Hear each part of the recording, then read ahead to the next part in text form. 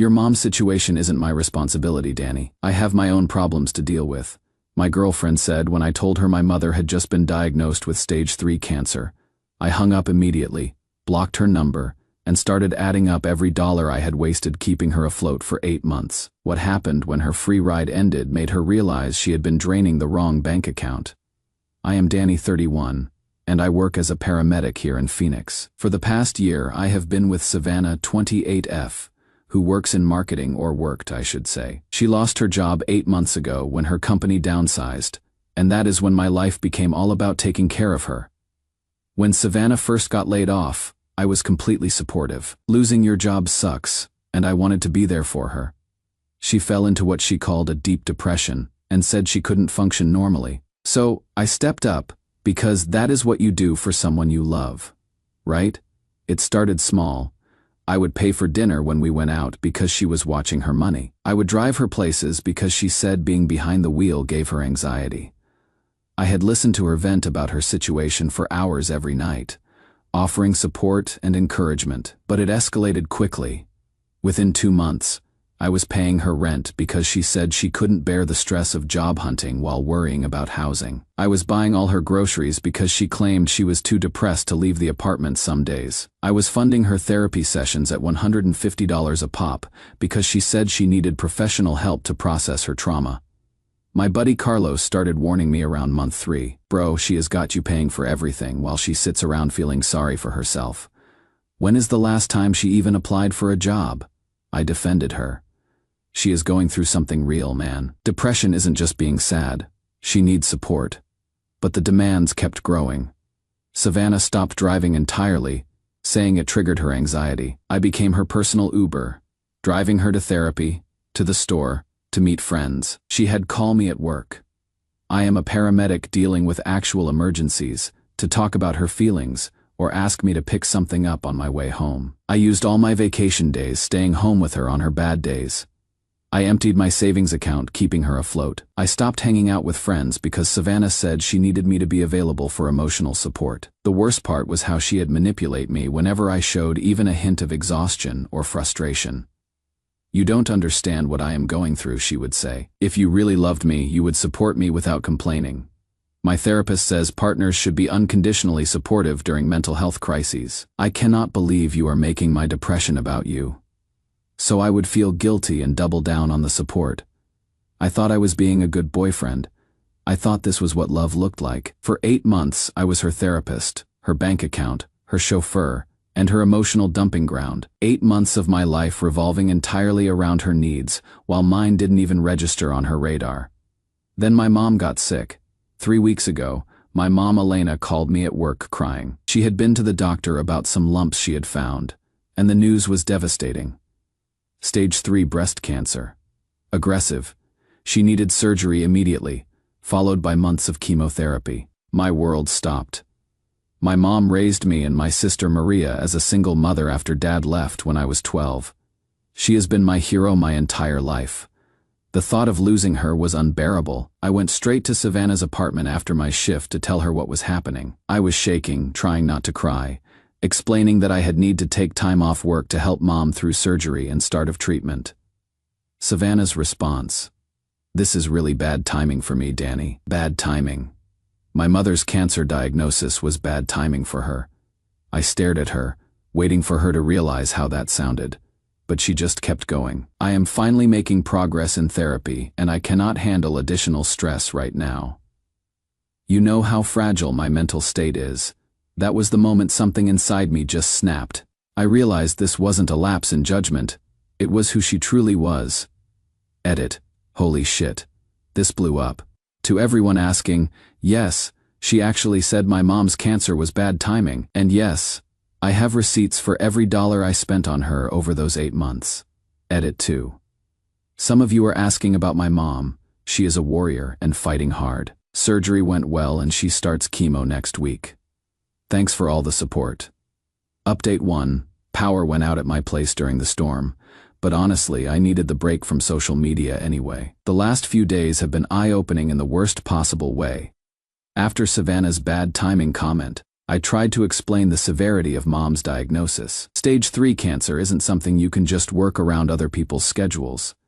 She needed surgery within the week, and I was the only family member who could realistically take care of her. My sister Maria lives in Seattle with 2 young kids and couldn't travel.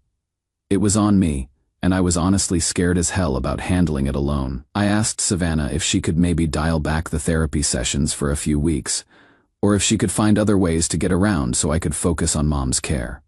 Her response made my blood run cold. "I cannot believe you are asking me to sacrifice my mental health for your family drama.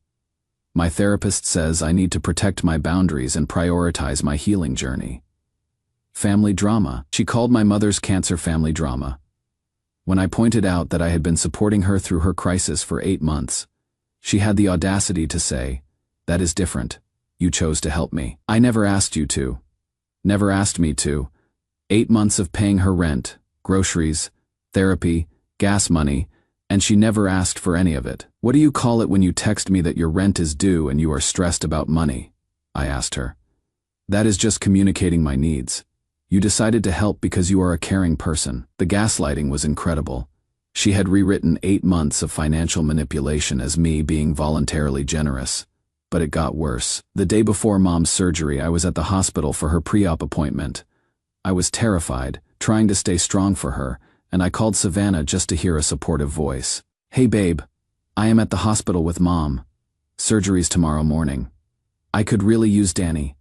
I really cannot handle this energy right now," she interrupted. "I have my therapy session in an hour and I need to be in the right headspace." I sat there in the hospital parking lot, watching my mom struggle to walk to the car after her appointment, listening to my girlfriend tell me she couldn't handle my energy. "My therapist says I need to protect my mental health first," she continued. "You need to find other family members to help or figure out other options. Other options for my mother's cancer treatment." I hung up without saying another word. That night, while I was helping Mom prepare for surgery, organizing her medications, setting up the couch where she'd need to sleep because stairs would be too difficult, meal planning for her recovery, Savannah texted me. "You seemed upset earlier. Remember, my therapist says partners need to communicate about boundaries instead of giving silent treatment." I didn't respond. Surgery day was brutal. Mom was in for 4 hours. I sat in that waiting room alone, checking my phone hoping for at least a thinking of you text from my girlfriend of a year.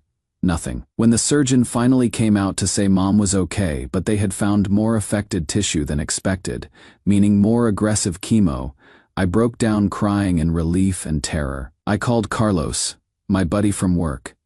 He came straight to the hospital and sat with me while Mom recovered. A friend cared more about my family crisis than my girlfriend did. That evening, I got a text from Savannah. "How did the thing go today?" The thing. My mother's cancer surgery was the thing. I didn't respond to that either. The next day, I missed paying for Savannah's therapy session because I was at the pharmacy picking up Mom's pain medication and anti-nausea drugs. The cancer meds cost $400 out of pocket, even with insurance. Savannah called me screaming, "You are being completely selfish. I needed that session today and now I have to reschedule. Do you know how hard it is to get therapy appointments?" I was standing in the pharmacy, holding $400 worth of cancer drugs, listening to my girlfriend scream at me about missing her $150 therapy payment. "Savannah," I said quietly, "my mom has cancer. And I have depression. My mental health matters too. You are being emotionally unavailable when I need you most."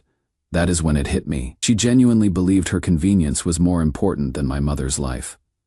Edit. Carlos came over last night and helped me go through my bank statements. I have spent $12,600 on Savannah over the past 8 months.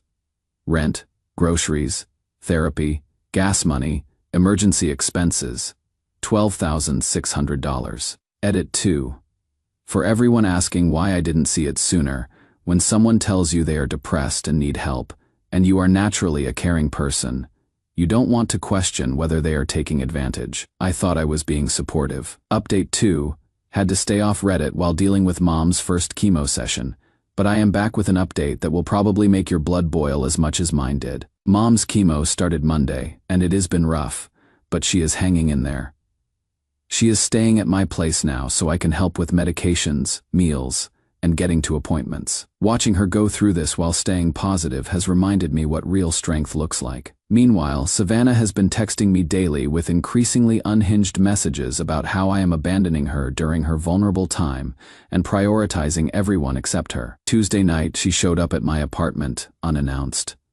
I opened the door to find her standing there with tears in her eyes, clearly expecting me to immediately comfort her. But I was exhausted from a 12-hour shift, followed by taking Mom to chemo, and honestly, I was done. "We need to talk," she said, pushing past me into the living room where my mom had dozed off on the couch.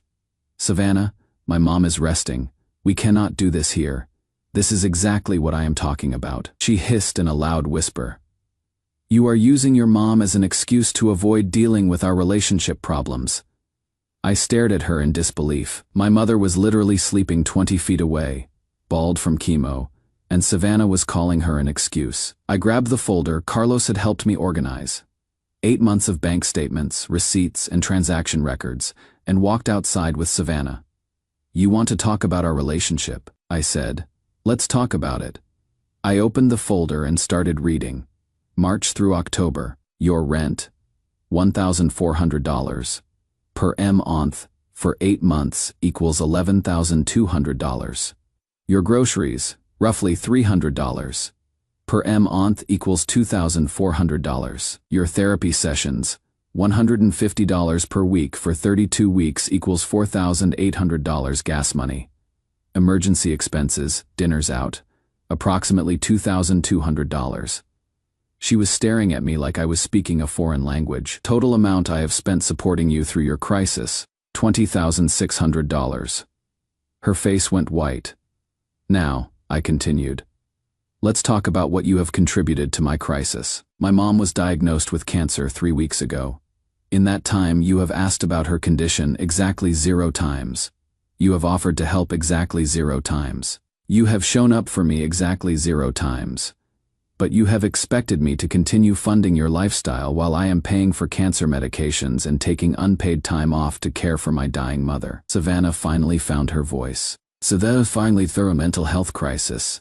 And I am going through my mother's cancer diagnosis. Which one of us is facing a life-threatening situation? Mental health is life-threatening. Depression can be fatal." I had heard this argument before, but this time I was ready for it. "You are absolutely right. Depression can be serious. That is why I supported you getting treatment for 8 months. But tell me, Savannah, in those 8 months of therapy I paid for, what exactly did you work on?" She got defensive. "I don't have to justify my therapy to you, fair enough, but I can justify mine. Because I started seeing a counselor last week to help me cope with Mom's diagnosis, and you know what he told me?" She crossed her arms, waiting. "He said that healthy relationships require mutual support, that when one partner is in crisis, the other steps up temporarily, but that dynamic should eventually balance out. He also said that people who use therapy language to avoid responsibility for their actions are actually manipulating the therapeutic process." Her face was getting red now, and when I described our relationship dynamic over the past year, he said I wasn't in a partnership. I was funding someone else's lifestyle while they avoided adult responsibilities. That is when Savannah's mask completely came off. "You are such a martyr," she screamed. "You act like you are so generous and caring, but you are just trying to control me with money, control you." "Savannah, I never asked for anything except basic human decency when my mother got cancer. I don't owe you anything. I never asked you to pay for my stuff." "You are right," I said calmly. "You never asked. You just expected. And when I couldn't meet your expectations because of a family emergency, you called me selfish." She was fully crying now, but they weren't sad tears. They were angry tears. "You are abandoning me when I need you most. After everything we have been through." "Everything we have been through? You mean everything I have carried you through while you contributed nothing? I gave you emotional support." I laughed, and it wasn't a nice laugh. "Emotional support, Savannah? You called my mother's cancer. Bad timing. You told me to find other options for her care. You called it family drama. You haven't asked about her condition once in 3 weeks. You screamed at me for missing your therapy payment while I was buying her cancer medications. If that is what you call emotional support, then I understand why your relationships don't work." That is when she really lost it. You are going to regret this. I am the best thing that ever happened to you. You are nothing without me. You know what, Savannah? You are probably right. Without you, I am just a guy who has $20,600 more in his bank account and can actually focus on his family when they need him. I walked back toward my apartment. We are done.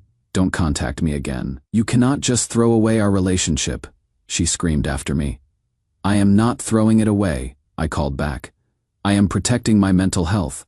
My therapist says that is important. I stood there for a long moment after that, heart still pounding, realizing how strange it felt to finally say those words out loud and mean them. For the first time in months, the silence that followed didn't feel empty.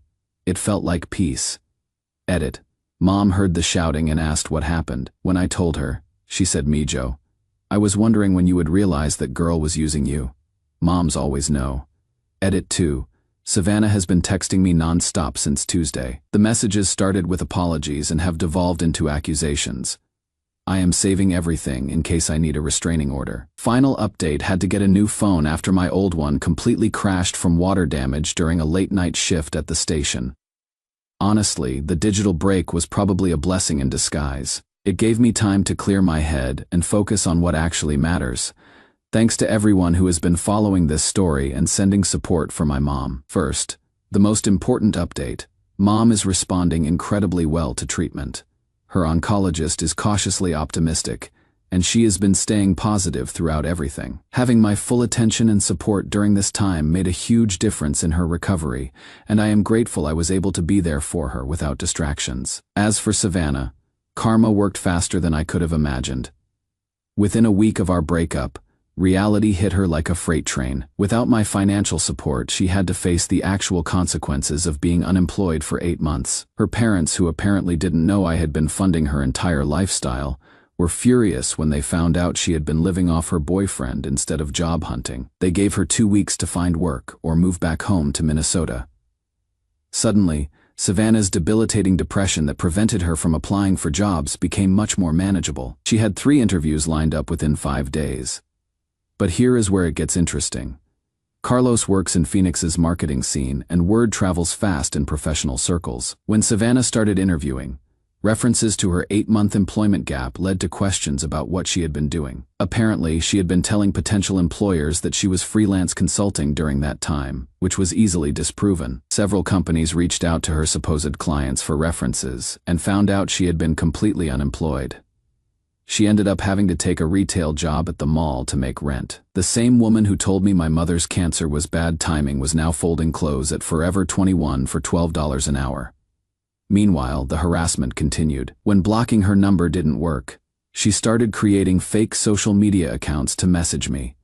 When I blocked those, she had friends contact me on her behalf. The messages followed a predictable pattern that evolved over 3 distinct phases. During the first week, she was apologetic and vulnerable, sending texts like "I am sorry, I made a mistake.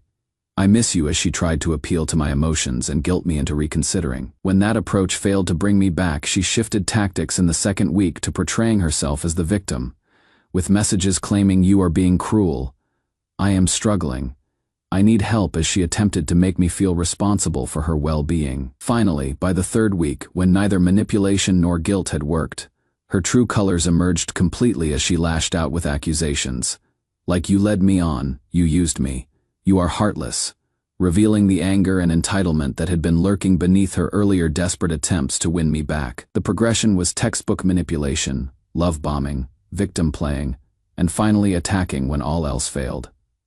Last Tuesday, she showed up at my workplace. My supervisor had to call security when she refused to leave the ambulance bay. She was crying and screaming about how I had abandoned her in her time of need. The irony was lost on her. But here is the part that really validated everything. My coworker Mike, who had been watching this drama unfold, pulled me aside after the incident. "Danny," he said, "I have been in a relationship like that. She wasn't your girlfriend. She was your dependent, and she is not mad that you broke up with her. She is mad that you stopped paying her bills." That hit home hard, because he was right. Savannah wasn't heartbroken about losing me. She was panicked about losing her financial security. The real validation came from an unexpected source, though. Last week, I was at the grocery store buying supplies for Mom when I ran into Ashley, one of Savannah's friends who had always been cold to me. She approached me hesitantly and said, "Danny, I owe you an apology. I always thought Savannah was exaggerating about how much you helped her. After she told me how much you were actually paying for, I realized you were basically her sugar daddy. She has been asking all of us to lend her money since you broke up, and when we said no, she had complete meltdowns. That is when we realized this wasn't about love, it was about lifestyle." Even her own friends were starting to see through the manipulation. The biggest revelation came through my sister Maria, who flew down from Seattle last week to help with Mom's care. When I told her the full story of my relationship with Savannah, she said something that changed my perspective entirely. "Danny, you have such a big heart that you mistake being used for being loved. Real love doesn't cost $20,000 in 8 months. Real love shows up when you need it, not just when it is convenient." She was right. I had been so focused on giving love that I had forgotten what receiving it looked like. Which brings me to the best part of this whole mess. Taking care of Mom introduced me to her neighbor, Rebecca, who is a nurse at the cancer center. Rebecca started stopping by to check on Mom during her off hours, bringing soup and offering to help with medications. I was immediately attracted to her kindness. But what impressed me most was how she treated my mother with genuine respect and compassion, not the fake sweetness Savannah used to put on around my family. Last week, Rebecca asked if I wanted to grab coffee after one of Mom's appointments. We ended up talking for 3 hours about everything except Savannah drama. She is intelligent, independent, and when I mentioned some work stress I was dealing with, she listened and offered thoughtful advice, instead of making it about her own problems. The contrast is mind-blowing. Rebecca pays for her own coffee. She drives herself places. She asks about my family and remembers what I tell her. She has her own life, interests, and goals that don't revolve around what I can provide her. We are taking things slow because of everything with Mom, but for the first time in over a year, I am excited about spending time with someone instead of dreading what they will need from me. As for Savannah, I heard through the grapevine that she has been posting on social media about toxic men who abandon women during vulnerable times, and learning to value herself after being manipulated. The lack of self-awareness is stunning, but I am not surprised. People who take that much from others rarely acknowledge their own behavior. I spent 8 months thinking I was being a good boyfriend, but I wasn't in a relationship. I was running a charity that came with sex. The moment I needed something back, the truth became crystal clear. Thanks Reddit for helping me see the situation clearly when I was too close to it. Sometimes you need outside perspective to realize you are not being loving, you are being used. Edit. For everyone asking about Mom, next scan is in 2 weeks, but her energy is coming back and she has been cooking again, which is a great sign. Rebecca has been amazing with her, and Mom keeps hinting that she approves of this one. Edit 2. Someone asked if I would take Savannah back if she showed genuine change. Honestly, I spent 8 months watching her choose herself over everyone else during her crisis. She showed me exactly who she is when times get tough. Rebecca has shown me what a partner looks like when times get tough. There is no comparison.